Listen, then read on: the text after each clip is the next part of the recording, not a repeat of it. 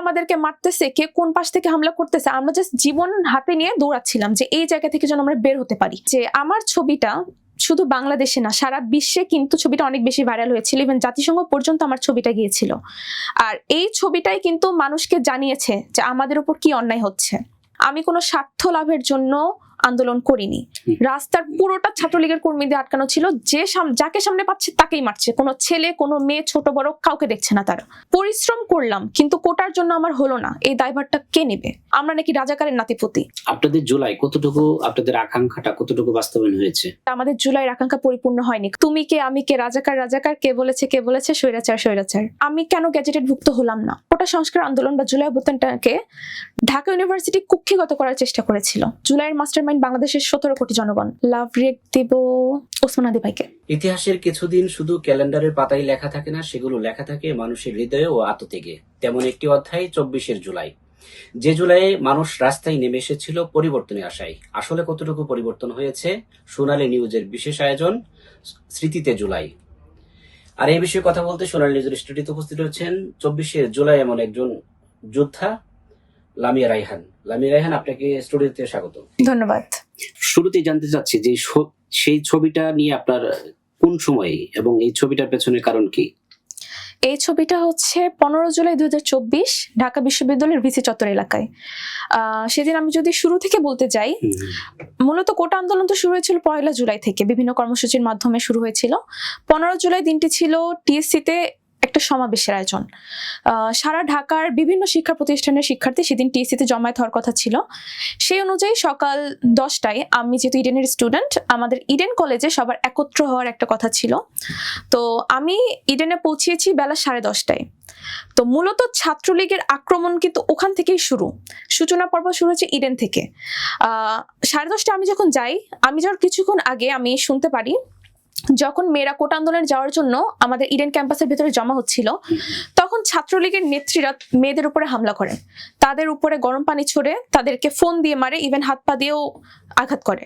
তারপর তাদেরকে ক্যাম্পাস থেকে বের করে দেয়, আর যেগুলো হলের মেয়ে ছিল তাদেরকে হলে আটকায় তালা বন্ধ করে দেয়। তো তখন আমরা যারা বাহিরে ছিলাম, আমরা ভাবলাম যে না, এইভাবে তো আমাদেরকে দমায় রাখা যাবে না। আমরা তখন ইডেনের বড় বড় যে গেটগুলো, মেইন গেট, আমরা সবাই ধাক্কা দিয়ে গেটগুলো ভেঙে ফেললাম। ভেঙে ফেলার পর আমরা ভেতরে গেলাম। ইডেনের 6টি হল, আমরা পর্যায়ক্রমে 6টি হলে যাই, 6টি হলে তালা ভেঙে মেয়েগুলোকে বের করলাম। করে আমাদের ইডেনের বিশাল বাহিনী নিয়ে আমরা গেলাম টিএসসিতে বেলা 12:30টায়। তো টিএসসিতে তো তখন সকাল থেকেই মিছিল চলতেছিল, স্লোগানে উত্তাল। তো আমরা যে হচ্ছে টিএসসির মধ্যে রাস্তার উপরে প্রখর রোদে আমরা ওখানে বসে পড়লাম। স্লোগান চললো, বিভিন্ন কথাবার্তা হলো। তো বেলা 3টা নাগাদ খবর এলো যে ঢাকা বিশ্ববিদ্যালয়ের হলপাড়া এলাকায়, সম্ভবত বিজয় 71 হলে, ওখানে ছাত্রলীগ স্টুডেন্টদের উপর হামলা করেছে। তো এটা শোনার পরে আমাদের যারা সমন্বয়ক ছিলেন তারা আমাদের বললেন যে আমরা এখন একটা ঢাকা বিশ্ববিদ্যালয় ক্যাম্পাসের ভেতরে একটা মিছিল নিয়ে যাব। মিছিলের সামনের দিকে ছিল মেয়েরা, পেছনের দিকে ছিল ছেলেরা। তো আমরা মিছিল নিয়ে ক্যাম্পাসের ভেতরে ঢুকলাম। ঢোকার কিছুক্ষণ পরেই দেখলাম হলপাড়া এলাকা থেকে ইট পাটকেল ছোড়া হচ্ছে। তখন হচ্ছে আমাদের যে সমন্বয়ক ভাইরা ছিলেন ওনারা বললেন যে ক্যাম্পাস এখন নিরাপদ না, আমরা ক্যাম্পাস থেকে বের হয়ে আবার আমরা টিএসসিতে যাব। তো যখন ওখানে ক্যাম্পাসের ভেতরে ইট পাটকেল ছোড়া হলো, তখন তো যেহেতু আমরা সবাই সাধারণ শিক্ষার্থী, এইরকম পরিবেশের সাথে আমরা খুব একটা পরিচিত না এরকম হামলা মধ্যে। ওই সময় আমরা কিছুটা ছত্রভঙ্গ হয়ে যাই, যার কারণে যখন আমরা ক্যাম্পাস থেকে বের হয়ে ভিসি চত্বরে অবস্থান করি, সবাই যে যার মতো ছড়ানো ছিটানো অবস্থায় একটা বিশৃঙ্খল অবস্থা তৈরি হয়। তো এর মধ্যে আমি তখন ভাবি যে আচ্ছা ঠিক আছে, পরবর্তী কর্মসূচি কি দেয় সেটা জানা পর্যন্ত আমি এখানে বসি। তো ভিসি চত্বরের ডান পাশটায় ঢাবির কয়েকটা বাস ছিল, আমি বাসটা ঠিক পাশেই বসি। আমার পাশে আরো কয়েকজন মেয়ে ছিল, পুরো এলাকা জুড়েই অনেক শিক্ষার্থী ছড়ানো ছিটানো ছিল। আনুমানিক 7-8 মিনিট পরে হঠাৎ করে বিশাল একটা শব্দ হয়, হইচই হয়। আমি দেখি ক্যাম্পাসের ভেতর থেকে মিনিমাম 400-500 ছাত্রলীগ কর্মী, তারা হাতে বাঁশ, রড, লাঠি সহ আমাদের দিক দৌড়ে আসছে। তো দৌড়ে যখন আসছে তখন আমি দাঁড়াইছি। দাঁড়ানোর পরে আমি ভাবছিলাম যে বাসটার পেছন দিয়ে আমি দৌড় দিয়ে পালাবো। 2-3 সেকেন্ডও হবে না, আমি যখন উঠেছি আমার পাশের মেয়েরা তারা উঠেছে। এরই মধ্যে ছাত্রলীগের ছেলেরা কি করলো, দুই পাশ থেকে আমাদের আটকায় ধরলো। ওই আমাদের সামনে ছিল ঢাবির বাস, ঢাবির বাসের পেছনে যে ফুটপাত, ওটার উপরে আমরা মিনিমাম 40 থেকে 50 জন ছেলে মেয়ে আটকা পড়ি। তো আমরা যখন ওখানে আটকা পড়ি, এত বেশি ঠেলাঠেলি, এত বেশি ভিড়, কেউ কোনো দিকে নড়ানোর মতো অবস্থা নাই। তখন ছাত্রলীগের লোকজন কি করলো, দুপাশ থেকেই মারা শুরু করলো। একজন একজন করে টেনে বের করছে, লাঠিতে মারছে, বের করে দিচ্ছে। আবার আমাদের সামনে যে ঢাবির বাসটা ছিল, রাস্তার ওপাশ থেকে বাসকে ঢিল মারা হচ্ছিল। তো যখন ঢিলগুলো বাসের জানালা ভেঙে আসছিল, ওই কাচের টুকরোগুলো, ঢিলগুলো সব এসে আমাদের শরীরে পড়ছিল। ওই সময় যে আমি আমার হাত দিয়ে আমার মুখ ঢাকবো বা মাথা ঢাকবো নিজেকে সেভ করার জন্য, এত ভিড়, আমি নিজের হাতও বের করতে পারছিলাম না যে আমি নিজেকে একটু কভার করব। এভাবে কিছুক্ষণ যাওয়ার পরে একজন আমাদের কোটা আন্দোলনের একজন ছেলে, সে ছাত্রলীগের একজন কর্মীকে রিকোয়েস্ট করে যে ভাই, এখানে অনেক মেয়ে আছে, এদেরকে মাইরেন না। তো উনার সামহাও হয়তো কিছু মনে হয়, তো উনি বলে ঠিক আছে মেয়েরা তোমরা এখান থেকে বের হও। সেটা বলার পর আমরা 5-6 জন মেয়ে ওখান থেকে বের হওয়ার সুযোগ পাই। আমরা বাসের পেছন থেকে বের হয়ে আমরা রাস্তায় নামি। কিন্তু রাস্তার অবস্থা তো আরো খারাপ ছিল। রাস্তার পুরোটা ছাত্রলীগের কর্মীদের আটকানো ছিল, যে যাকে সামনে পাচ্ছে তাকেই মারছে, কোনো ছেলে কোনো মেয়ে ছোট বড় কাউকে দেখছে না তারা। যখন আমি নামলাম, যে ছবিটা আমার ভাইরাল ছিল, সেই ছবি আমার পাশে একটা মেয়ে ছিল, ওই মেয়েটাকে আমি চিনতাম না, ও আমাকে চিনতো না। তো আমরা যখন রাস্তায় নামি, আমি আরো দুইজনই দিশেহারা যে আমরা কোন দিকে যাব। তখন আমি ওকে বলি যে চলো আমরা এইদিকে দৌড় দিই। তো আমি আর ও হাত ধরে দৌড়াতে নিচ্ছিলাম। রাস্তার মধ্যে যাওয়ার সময় অনেকজন আমাদের উপর হামলা করার জন্য এগিয়ে আসে, অনেকজন। তো ওই মুহূর্তে আমাদের ওই চিন্তাও নয় যে কে আমাদেরকে মারতেছে, কে কোন পাশ থেকে হামলা করতেছে। আমরা জাস্ট জীবন হাতে নিয়ে দৌড়াচ্ছিলাম যে এই জায়গা থেকে যেন আমরা বের হতে পারি। কারণ ওই মুহূর্তটা এতটা ভয়ঙ্কর ছিল, যেটা আসলে আমি বলে হয়তো বোঝাতে পারবো না। যারা ওই জায়গায় উপস্থিত ছিলেন তারা জানতেন। ইভেন আমি যে ওই জায়গা থেকে সেই দিন বেঁচে ফিরতে পেরেছি, এটা আল্লাহর অশেষ শুকরিয়া। কারণ ওই কিছু মুহূর্তের জন্য আমার মনে হয়েছিল যে আজকে আমি হয়তো বা সুস্থভাবে এখান থেকে ফিরতে পারবো না, হয়তো আমার কোনো বড় কোনো ইনজুরি হবে। কিন্তু আলহামদুলিল্লাহ আমার কোনো মেজর ইনজুরি হয়নি, আমি ওখান থেকে বের হয়ে আসি। আচ্ছা, যখন আপনি ওই পরিস্থিতি থেকে বের হয়ে আসলেন, আপনি এই ছবিটা যে উঠেছে আপনি তো কখন জানলেন, বা কে এই ছবিটা হচ্ছে আমি যখন ভিসি চত্বর থেকে আসলাম তখনও তো জানি না কে ছবি উঠিয়েছে। তারপর হচ্ছে আমি গেলাম গণতন্ত্র তোরণের ওইদিকে দৌড়াতে দৌড়াতে। তখন এখানে আমি একটা ঘটনা বলতে চাই, পুলিশের ভূমিকা নিয়ে আমি বলতে চাচ্ছি। গণতন্ত্র তোরণের ওখানে আমি যখন আসলাম, তখন টিএসসিতে কিন্তু মারামারি চলতেছে। গণতন্ত্র তোরণে এসে দেখি রাস্তার দুপাশে প্রায় 50 থেকে 60 জন পুলিশ লম্বা সারি করে দাঁড়ানো। তো ওই মুহূর্তে আমার খুব রাগ হয়েছিল যে ওখানে আমাদের সাধারণ শিক্ষার্থীদেরকে মারা হচ্ছে, এভাবে আহত করা হচ্ছে, পুলিশের এরকম নীরব ভূমিকা কেন? তো আমি তখন তাদের সামনে চিৎকার করে বলেছিলাম যে ওদিকে আমাদের সাধারণ শিক্ষার্থীদের উপর যেভাবে হামলা করা হচ্ছে, আপনাদের কোনো অ্যাকশন নাই কেন? আপনারা সরকারের 5-6টা লোক এখানে দাঁড়িয়ে থেকে তামাশা দেখছেন। পুলিশের ভূমিকা তখনও নীরব দর্শকের মতোই ছিল। তো ওই সময় আমাকে কোটা আন্দোলনের কিছু ভাইয়া আমাকে আর ওই মেয়েটাকে আমাদেরকে বলে যে এখান থেকে তো চলে যাও, এখানকার পরিস্থিতি এখন ভালো না। তো তারপর আমি ওখান থেকে আমার বাসায় ফিরে আসি। বাসায় ফিরে আসার পর আনুমানিক 5:30টার দিকে আমি ফেসবুকে ঢুকি। তো ফেসবুকে ঢোকার পর হঠাৎ করে দেখি আমার ছবিটা ওর ভিতরে। আমি প্রথমে বুঝি না যে এই ছবিটা কখন তোলা হলো। তো কিছুক্ষণের মধ্যেই দেখলাম ছবিটা শুধু মানে ফেসবুকে আশেপাশে না, পুরো বাংলাদেশের ছবিটা ভাইরাল হয়ে গিয়েছে। তখন আমি বুঝলাম যে কোটা আন্দোলনের যখন আমরা ওখানে আটকা পড়েছিলাম, কোন এক সময় কোন একজন সাংবাদিক হয়তো ছবিটা তুলে ফেলেছেন। আর ছবিটা তো অনেক একটা মেজর ছবি ছিল, যেখানে অনেক কিছু প্রকাশ পাচ্ছে যে কিভাবে ছাত্রলীগ মেয়েদের দিয়ে হামলা করছে। তো আচ্ছা, এই ছবিটা যখন প্রকাশ্য হলো, ভাইরাল হয়ে গেল, তখন আপনার পরিবার থেকে মানে অতিরিক্ত টেনশনে ছিল কিনা, বা এরকম কেউ ফোন দিয়ে আপনাকে সমবেদনা জানিয়েছে কিনা? আমি তো আন্দোলনে গিয়েছিলাম আমার পরিবারকে না জানিয়ে, আমার বাড়িতে জানতো না আমি আন্দোলনে যাই। তো যখন ছবিটা ভাইরাল হয়, আমাকে আমার বাবা ফোন দেয়, দিয়ে বলে যে তুমি কোথায়? তো আমি বললাম যে আমি তো বাসায়। তো বলে যে তোমার ছবি যে আমি দেখলাম। তো তখন আমি বুঝছি যে আমার বাসায় সবাই জেনে গিয়েছে। তো জানার পরে তারা কিছুটা দুশ্চিন্তাগ্রস্ত ছিল, যেহেতু দেখেছে তার কি পরিস্থিতির মধ্যে আমি ছিলাম। তো আমি তখন তাদেরকে বুঝিয়ে বলি যে এটা তো আমাদের একটা ন্যায়সঙ্গত আন্দোলন, কারণ কোটা দিয়ে কখনো মেধা যাচাই করা সম্ভব না। সেই কোটা যখন সরকারি চাকরি এত বিরাট একটা অংশ ধারণ করে রয়েছে, তো সেখানে একজন দেশের নাগরিক হিসেবে এটা আমার দায়িত্ব, আমি সেটার বিরুদ্ধে প্রতিবাদ করব। আচ্ছা, এই আন্দোলন চলাকালীন, এটা তো জুলাইয়ের আগে থেকেও আন্দোলন চলে আসছিল, জি, আপনার কখন মনে হলো যে এই আন্দোলনে আমার সম্পৃক্ত হওয়া দরকার? জি, আমি আন্দোলনের প্রথম অংশগ্রহণ করি জুলাইয়ের 7 তারিখে। জুলাইয়ের 7 তারিখে প্রথম থেকে আমি দেখছিলাম ফেসবুকে যে কোটা সংস্কার নিয়ে একটা আন্দোলন হচ্ছে, রাস্তা ব্লকেট করা হচ্ছে। তো যাবো করে আমি জুলাইয়ের 7 তারিখে প্রথম অংশগ্রহণ করি। এই ভাবনা থেকে অংশগ্রহণ করি কারণ আমি বগুড়া শহরের মেয়ে, আমি ঢাকা এসেছি মূলত উচ্চশিক্ষার জন্য। আর আমার স্বপ্ন হচ্ছে সরকারি চাকরি। কিন্তু সরকারি চাকরিতে একটি বিস্ফোরণ হলো কোটা, যেখানে 56% দেওয়া ছিল কোটাতে। তো আমার প্রশ্ন ছিল, আমি যদি পরিশ্রম করলাম কিন্তু কোটার জন্য আমার হলো না, এই দায়ভারটা কে নেবে? তো সেই চিন্তা থেকে আমার মনে হয়েছে যে না, কোটা এত পার্সেন্ট থাকতে পারে না, এটা সাধারণ শিক্ষার্থীদের সাথে অন্যায়। সেই ভাবনা থেকে আমার মনে হয়েছে যে না, এই আন্দোলনের আমারও সম্পৃক্ত হওয়া উচিত, যেহেতু আমি দেশের নাগরিক, আমারও স্বপ্ন সরকারি চাকরি করা। তো সেখান থেকে আর কি আমার এই আন্দোলনে যুক্ত হওয়া। আচ্ছা, প্রধানমন্ত্রী শেখ হাসিনা, তখনকার প্রধানমন্ত্রী শেখ হাসিনা যখন একটা মন্তব্য করেছিলেন যে একটা সংবাদ সম্মেলনে, যে কোটা মুক্তিযোদ্ধা নাতিপুতিরা পাবে না, রাজাগরের নাতিপুতিরা পাবে, তখন এই মন্তব্যের পরে সাধারণ শিক্ষার্থীর মধ্যে ব্যাপক একটা উত্তেজনা কাজ করছিল। জি। তখন আপনাদের মধ্যে কেমন অনুভূতি ছিল? কেমন অনুভূতি ছিল বলতে, আমরা সবাই সাধারণ পরিবারের শিক্ষার্থী, আমাদের কোনো রাজনৈতিক ব্যাকগ্রাউন্ডে যারা আমরা আন্দোলনে ছিলাম বেশিরভাগই সাধারণ শিক্ষার্থী, যারা শুধুমাত্র নিজের স্বপ্ন পূরণের লক্ষ্যে বা একটা সরকারি চাকরির লক্ষ্যে তারা চায় না যে কোটাটা থাকুক।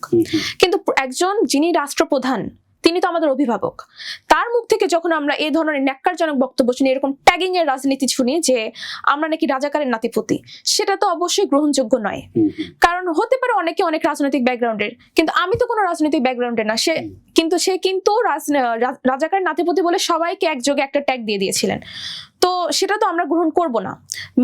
মূলত তার এই বক্তব্যের কারণেই কিন্তু ছাত্র জনতার মনে এই আক্রোশটা শুরু হয় যে আমরা একটা ন্যায্য দাবি নিয়ে নেমেছি, আপনি আমার প্রধানমন্ত্রী, আপনি আমাদের কথা শুনবেন, আপনি বুঝবেন, কিন্তু আপনি সেটা না করে আপনি যারাই অন্যের বিরুদ্ধে কথা বলতে চায় তাদেরকে আপনি একটা ট্যাগ দিয়ে দিবেন, এটা কেন? তো ওই প্রতিক্রিয়া থেকেই মূলত এই আন্দোলনটা বিশাল আকার ধারণ করে। আচ্ছা, আপনাকে জানতে চাচ্ছি সেটা হলো যে জুলাই আন্দোলনের পুরো একটা আন্দোলনে কোন দিনটি আপনার কাছে বিশেষ স্মরণীয় বলে মনে হচ্ছে?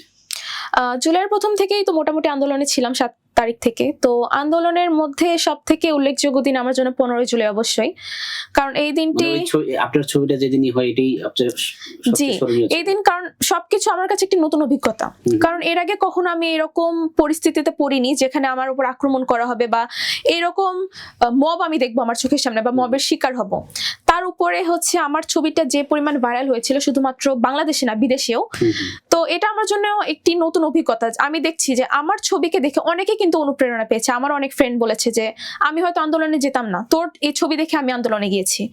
তো ওই জায়গাটা আমার একটা ভালো লাগা কাজ করে যে আমার ছবিটা দেখে অনেকে উৎসাহ পেয়েছে, অনুপ্রেরণা পেয়েছে যে না, আমাদের সাথে অন্যায় হচ্ছে, আমাদের এই অন্যায়ের প্রতিবাদ করতে হবে। তো ওই দিনটা এই জন্য আমার কাছে অনেক উল্লেখযোগ্য। আচ্ছা, আপনার কাছে একটু জানতে চাই যে সেই 24শে জুলাইয়ের পরে অন্তর্বর্তী সরকার গঠিত হয়েছিল, এখন বর্তমান নির্বাচিত সরকার। জি। তো আপনাদের জুলাই কতটুকু, আপনাদের আকাঙ্ক্ষাটা কতটুকু বাস্তবায়ন হয়েছে?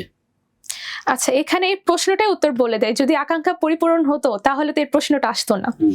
তো আকাঙ্ক্ষা পূর্ণ আমার মতে হয়নি, এবং আমার বিশ্বাস বাংলাদেশের বেশিরভাগ জনগোষ্ঠী এটাই বলবে যে আমাদের জুলাইয়ের আকাঙ্ক্ষা পরিপূর্ণ হয়নি। কারণ আমরা জুলাই আন্দোলন করেছিলাম একটি নিরপেক্ষ বাংলাদেশের জন্য, একটি বৈষম্য মুক্ত বাংলাদেশের জন্য। তো সেই আকাঙ্ক্ষা থেকে এখানে আকাঙ্ক্ষা পরিপূর্ণ না হওয়ার পেছনে অনেক রকম কারণই রয়েছে। সেখানে জনগণেরও কিছু সমস্যা রয়েছে, সরকারেরও কিছু সমস্যা রয়েছে। তো সব মিলিয়ে আমার কাছে জুলাইয়ের আকাঙ্ক্ষা যেটি, সেটি পরিপূর্ণ হয়নি। জুলাই আন্দোলন চলাকালীন আপনার কোন স্লোগানটা সবচেয়ে বেশি ভালো লেগেছে?